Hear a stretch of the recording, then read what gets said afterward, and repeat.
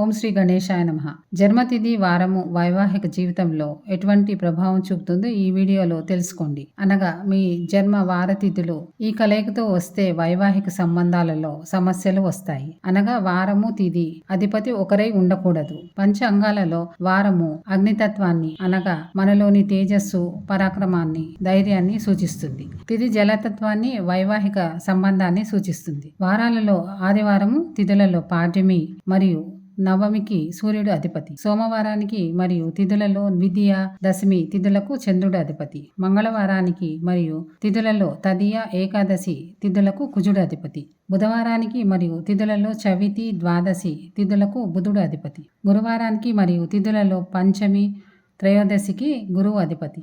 శుక్రవారానికి మరియు తిథులలో షష్ఠి, చతుర్దశికి శుక్రుడు అధిపతి. శనివారానికి మరియు తిథులలో సప్తమి, పౌర్ణమికి శని అధిపతి. అష్టమి, అమావాస్యలకు రాహు అధిపతి. అష్టమి, నవమి ఆదివారం వచ్చినట్లయితే సూర్యుడు మరియు రాహు కలయికతో చూడవచ్చును.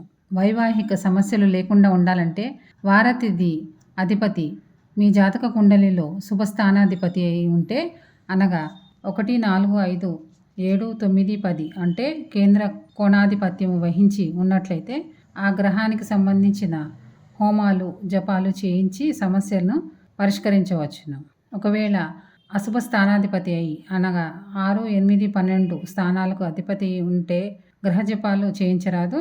ఆ గ్రహానికి సంబంధించిన ధాన్యాన్ని దానంగా ఇవ్వాలి. కావున ఈ సూచనలు పాటించి శుభజీవనాన్ని పొందండి. శుభమస్తు. సర్వం శ్రీకృష్ణార్పణమస్తు.